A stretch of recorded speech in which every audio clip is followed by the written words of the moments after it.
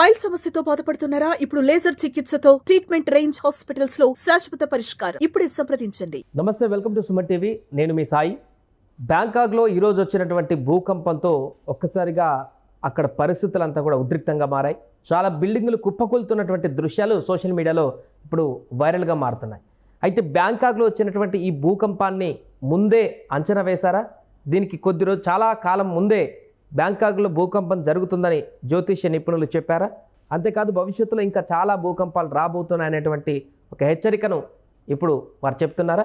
దీనికి సంబంధించి మనం తెలుసుకుందాం. మనతో పాటు ప్రదీప్ జోషి గారు, ప్రముఖ జ్యోతిష్య నిపుణులు మనతో పాటు జూమ్లో జాయిన్ అవుతున్నారు. వారితో మాట్లాడదాం.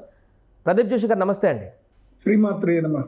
రైట్, ప్రదీప్ జోషి గారు, బ్యాంకాక్లో వచ్చినటువంటి ఈ భూకంపానికి సప్తగ్రహ కూటమికి ఏమైనా సంబంధం ఉందా? శ్రీ గురుభ్యో నమః. శ్రీమాత్రే నమః.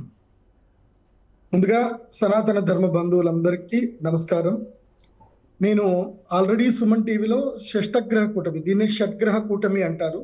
మీరు అన్నట్టుగా యురేనస్ ని కలుపుకుంటే సప్తగ్రహ కూటమి కూడా. ఈ గ్రహాలన్నీ కూడా ఎప్పుడైతే ఒక దగ్గరికి, అంటే 5 లేదా 6 గ్రహాలు ఎప్పుడైతే ఒకే రాశి లోపల కలుస్తాయో అప్పుడు ప్రపంచం లోపల ఎక్కడో ఒక చోట విపత్తులు అనేటివి ఏర్పడతాయి. మనము 2020 గనక చూస్తే గనక పంచగ్రహ కూటమి ఏర్పడింది. అప్పుడు కూడా షష్టగ్రహ కూటమి ఏర్పడింది 2019 డిసెంబర్లో. దాని తర్వాత మనకి లాక్డౌన్, కరోనా లాంటి పరిస్థితులు వచ్చాయి. ఆ తర్వాత పోయిన సంవత్సరం కూడా పంచగ్రహ కూటమి వచ్చింది. అప్పుడు కూడా మనం చూసాము, ఎన్నో జల విపత్తులు వచ్చాయి. మనము అన్ఎక్స్పెక్టెడ్ గా మనం ఎక్స్పెక్ట్ చేయందే మనకి విజయవాడలో కూడా ఒకటి జల విపత్తు వచ్చింది, ఎంతో మంది ఇబ్బందులు పడ్డారు, అన్ని జరిగాయి.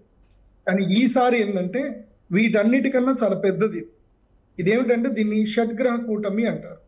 6 గ్రహాలు ఒకే స్థానంలో ఉండడము, అది కాకుండా అదే సమయంలో గ్రహణం ఏర్పడడం, సూర్యగ్రహణం ఏర్పడడం. ఈ గ్రహణ ప్రభావం వల్ల ఏం జరుగుతుంది అని అంటే యూనివర్సల్లో గ్రావిటేషనల్ ఫోర్స్ లో గ్లిచెస్ వస్తాయి. ఇప్పుడు యూనివర్సల్లో అన్ని గ్రహాలన్నీ కూడా తిరుగుతున్నాయి. దేనివల్ల అంటే గ్రావిటేషనల్ ఫోర్స్ తోటి తిరుగుతున్నాయి. సో ఎప్పుడైతే ఈ గ్రహణానికి సంబంధించిన వేద ప్రారంభం అవుతుందో దానితో భూకంపాలు వచ్చే అవకాశం ఉంటుంది. నేను దీన్ని దాదాపుగా 10 ఏళ్ల క్రితమే రీసెర్చ్ చేసి నేను ఇంటర్నేషనల్ సాంస్క్రిట్ కాన్ఫరెన్స్ లో ఈ ప్రజెంటేషన్ కూడా ఇవ్వడం జరిగింది. ఆల్రెడీ ఈ సుమన్ టీవీలో కూడా జరిగినటువంటి ఇంటర్వ్యూస్ లో నేను ఆల్రెడీ చెప్పాను ఏంటంటే కనుక ఇది మంచి సమయం కాదు. విశ్వావసునామ సంవత్సరంలో షడ్గ్రహ కూటమి వస్తుంది. ఈ షష్టగ్రహ కూటమి వచ్చే సమయానికి భూకంపాలు తీవ్రతరంగా ఏర్పడతాయని చెప్పి ఆల్రెడీ ప్రజెంటేషన్ చెప్పాను. చెప్పినట్టుగానే జరిగింది. ఇది ఇక్కడితోటే ఆగిపోదు, ఇంకా సునామీలు వచ్చే అవకాశం ఉంటుంది. అది కాకుండా జపాన్ లాంటి దేశాలు, ఎక్కడైతే గనక తీర ప్రాంత దేశాలు, సముద్ర తీర ప్రాంత దేశాల లోపల అల్లోకల్లోలు జరిగేటువంటి అవకాశం ఉంటుంది. ముఖ్యంగా మొన్న ప్రదీప్ జోషి గారు, మొన్న కొద్ది రోజుల క్రితం దీనికి యాడింగ్ కొంచెం సిమ్టమ్స్ కనిపించాయి. జపాన్లో అన్ఎక్స్పెక్టెడ్గా ఎప్పుడు బయటికి రానటువంటి ఒక చాప లాంటి ఒకటి రావడం, లేకుంటే వేల సంఖ్యలో తాబేలు బయటికి రావడం, షార్కులు చనిపోయి తీర ప్రాంతానికి రావడం, ఇలా కొన్ని వింతలు జరిగినటువంటి సందర్భాన్ని కూడా చాలా మంది కోట్ చేస్తారు సోషల్ మీడియాలో. ఇవి సంకేతాలు ఏమన్నా చెప్పుకోవచ్చా మీరు చెప్పిన దానికి? ఇంకే సంకేతం ఏంటి, ఆల్రెడీ స్టార్ట్ అయింది కదా మనకి. ఈ రోజు already result number 1 result start అయింది కదా. సంకేతం ఆల్రెడీ చూపించడం. దీన్నే ఏమంటారు అంటే శకున శాస్త్రం అంటారు. మీన రాశిలో శనిగ్రహం ప్రవేశించి మీన రాశిలో సూర్యగ్రహణం ఏర్పడుతుంది అని అంటే, మీనము అంటే ఏంటి? చేపలు ఎక్కడ ఉంటాయి? సముద్రంలో ఉంటాయి, నీళ్లలో ఉంటాయి. అంటే జల విపత్తులు ఏర్పడతాయి. సముద్ర తీర ప్రాంతంలో భూకంపాలు, విపత్తులు ఏర్పడతాయి. సో ఇప్పుడు అదే జరిగింది. నేను ఆల్రెడీ 2015లోనే శిల్పాకోన్ యూనివర్సిటీకి ప్రజెంటేషన్ ఇవ్వడానికి వెళ్ళాను. అప్పుడే ఈ భూకంపాల గురించి ప్రజెంటేషన్ చెప్పాను. అప్పుడే చెప్పాను, Bangkok is not, Thailand is not suitable for the largest tallest buildings అని చెప్పి అప్పుడే నేను ప్రజెంటేషన్ చెప్పాను. చెప్పిన తర్వాత అప్పటి వరకు ఉన్న టాలెస్ట్ బిల్డింగ్సే. ఆ తర్వాత గవర్నమెంట్ లో అప్పుడు నేను ప్రజెంటేషన్ ఇచ్చిన తర్వాత అప్పటి కింగ్ ఎవరైతే ఉన్నారో చూసి దాని తర్వాత సముద్ర తీర ప్రాంతం లోపల ఈ థాయిలాండ్ లో లోపల కానీ హై రైజ్ బిల్డింగ్స్ పర్మిషన్ ఇచ్చారు, కానీ తర్వాత పర్మిషన్ ఇవ్వాల, ఆపేశారు. సో ఇప్పుడు కూలిపోయిన బిల్డింగ్లు కూడా 10 సంవత్సరాల క్రితం కట్టిన బిల్డింగ్లే కూలిపోయాయి. అట్లాగే మయన్మార్ కూడా అదే జరిగింది. అండ్ ఇప్పుడు చైనాలో కూడా మళ్ళీ భూకంపం వచ్చే అవకాశం ఉంటుంది. భవిష్యత్తులో జపాన్ లో కూడా భూకంపం వచ్చే అవకాశం ఉంటుంది. అమెరికాలో అయితే భయంకరమైన టొర్నడోస్ వస్తాయి. ఇప్పుడు అమెరికాలో కూడా భూకంపం ఉంది. ఓకే, ఇది మన దేశానికి ఏమైనా ఎఫెక్ట్ చూపించేటువంటి అవకాశం ఉందా? మీరు చెప్పినటువంటి ఈ గ్రహం కానీ దీనికి సంబంధించిన ఎఫెక్ట్ మన దగ్గర ఏ విధంగా కనిపించే అవకాశం ఉందా? నేను ఆల్రెడీ మన సుమన్ టీవీలోనే చెప్పాను. మళ్ళీ అందరికి ప్రేక్షకులందరికీ చెప్తుంది ఏంటంటే, సుమన్ టీవీ నేను రాశిఫలాలు చెప్పాను, పంచాంగ శ్రవణం చెప్పాను, అందరూ కూడా చూడండి. ఎక్కడైతే స్త్రీలు గౌరవింపబడతారో, ఎక్కడైతే అందరికీ అన్నదానాలు జరుగుతాయో, ఎక్కడైతే నిత్య హోమ యజ్ఞ యాగాదులు జరుగుతాయో అక్కడ విపత్తులు రావు. మన భారతదేశంలో అన్నదానాలు జరిగినన్ని రోజులు, స్త్రీలని గౌరవించినన్ని రోజులు, స్త్రీలు హింసకి గురి కానన్ని రోజులు మన దేశం బాగానే ఉంటుంది. బ్యాంకాక్ లో ఎందుకు వచ్చింది మీకు తెలుసు కదా. బ్యాంకాక్ లో ఏం జరుగుతుంది సంకేతం చెప్పాను కదా, విశ్వావసునామ సంవత్సరం. ఎక్కడైతే స్త్రీలు ఆట వస్తువులుగా అమ్మబడతారో, ఎక్కడైతే జూదం ఎక్కువగా ఉంటుందో, ఎక్కడైతే క్రైమ్ రేట్లు ఎక్కువగా ఉంటాయో అక్కడ భూకంపాలు వస్తాయి, విపత్తులు వస్తాయి. సో ప్రకృతి క్లీన్ చేసుకోవాలి కదా, మానవాళికి గుణపాఠాలు చెప్పాలి కదా. సో ఆ చెప్పడమే ప్రకృతి యొక్క పని. అదే విశ్వావసునామ సంవత్సరం.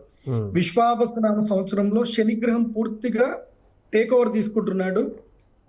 సో ఈ సంవత్సరం పూర్తిగా సూర్యుడు, శని ఇవి 7 నవనాయకుల్లో ఉన్నారు కాబట్టి 100% రిజల్ట్ ఉంటది. పాపం చేసిన వాడికి, తప్పు చేసిన వాడికి 100% దెబ్బలు దక్కుతాయి, మంచి చేసిన వాడికి 100% మంచి జరుగుతుంది. ఇప్పుడు బ్యాంకాక్ లో వచ్చినటువంటి భూకంపం అనేది ఇంతటితో ఆగిపోయినట్టేనా? గ్రహ కూటమి ఎఫెక్ట్ అనేది ఇంకా కొనసాగుతుంది అక్కడ? ఇప్పుడు ఆల్రెడీ అట్లా భూకంపం వచ్చింది కాబట్టి ఇంకా స్టాప్ అయినట్టేనా ఆ దేశంలో? 3 రోజులు ఎప్పుడైనా గుర్తుపెట్టుకోండి, గ్రహణానికి ముందు 2 రోజులు, గ్రహణానికి తర్వాత 2 రోజులు, గ్రహణం రోజు, ఈ 5 రోజుల పాటు ఎక్కడైనా భూకంపం 100% సంభవిస్తుంది. మీకు దీన్ని ఆల్రెడీ నేను రీసెర్చ్ చేశాను. ఇఫ్ యు పర్మిట్, మీకు టైం ఉంది అని అంటే నేను ఆ ప్రజెంటేషన్ ఇస్తాను, ఓకేనా మీకు? సో ఇప్పుడు ఇది స్క్రీన్ మీద చూపిస్తున్నా చూడండి. ఇది వసుదేవ కుటుంబం అని international association of Sanskrit studies లో నాకు 16th వరల్డ్ సాంస్క్రిట్ కాన్ఫరెన్స్ ఉన్నప్పుడు నాకు ఇన్విటేషన్ వచ్చింది. సో ఇక్కడ నేను చేసిన రీసెర్చ్ లో ఇక్కడ మీరు చూడండి, 16th వరల్డ్ కాన్ఫరెన్స్ లో నేను ఆల్రెడీ బ్యాంకాక్ లో శిల్పాకోన్ యూనివర్సిటీలో clues from Vedic astrology to predict earthquakes has been accepted అని చెప్పి వచ్చింది. ఇక్కడ నేను ప్రెజెంటేషన్ ఇవ్వడం జరిగింది. జూలై 2015లోనే ఇచ్చాను. Clues from Vedic astrology predict earthquakes అని ఇక్కడ ఇవ్వడం జరిగింది. సో ఇక్కడ నేను మీకు కొన్ని క్లూస్ చూపిస్తాను, ఎక్కడెక్కడ ఏ ఎర్త్ పిక్స్ జరిగాయని చెప్పి. ఇక్కడ చూడండి,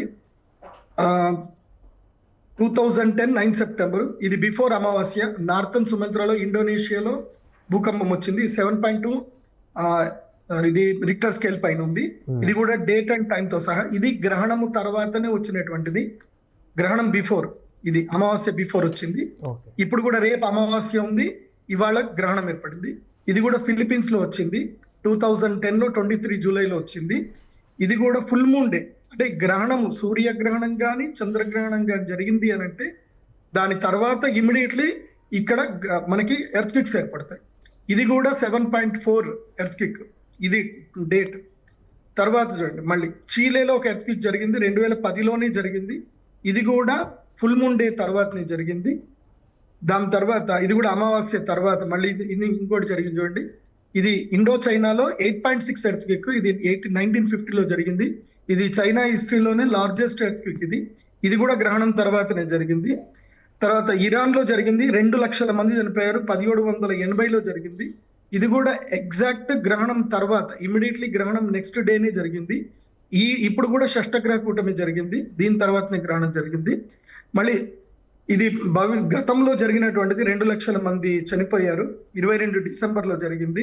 సో ఇది కూడా షష్టగ్రహ కూటమి, అప్పుడు కూడా జనాలు చనిపోయారు. 2010 జనవరిలో కూడా హైతీలో జరిగింది, 7.2 lakhs మంది చనిపోయారు ఇక్కడ. సో మళ్ళీ చైనా చీలీలో ఒక ఎర్త్క్వేక్ జరిగింది, 1 లక్ష మంది చనిపోయారు. ఇది కూడా ఫుల్ మూన్ డే తర్వాతనే జరిగింది. ఇది కూడా చంద్రగ్రహణం అప్పుడే జరిగింది. సో అలాస్కాలో 1964లో జరిగింది. ఇది అమెరికన్ హిస్టరీలోనే చాలా పెద్ద ఎర్త్క్వేక్ ఇది. సో జియోలాజికల్ చేంజెస్ జరిగాయి 1964 తర్వాత. ఇది కూడా చంద్రగ్రహణం తర్వాత జరిగింది. నెక్స్ట్ ఇంకోటి షాంఘైలో ఒక ఎర్త్క్వేక్ జరిగింది, 8,30,000 మంది చనిపోయారు. ఇది 1556లో జరిగింది. సో ఇది కూడా 1976లో ఒక టంగ్షాన్లో ఒక ఎర్త్క్వేక్ జరిగింది చైనాలో. ఇది కూడా పంచగ్రహ కూటమి తర్వాతనే జరిగింది. ఇది కూడా లార్జెస్ట్. దీంట్లో 6,55,000 మంది చనిపోయారు అప్పట్లో. ఇది ఎగ్జాక్ట్, ఇది సునామీ కూడా ఏర్పడింది. ఇది లేటెస్ట్ గా 2010 అప్పుడు ఏర్పడిన సునామీ ఇది. ఇది కూడా ఫుల్ మూన్ తర్వాతనే జరిగింది. 1737 లో ఒక ఎర్త్క్వేక్ జరిగింది, 3 లక్షల మంది చనిపోయారు. ఇది కూడా ఫుల్ మూన్ డే తర్వాతనే జరిగింది.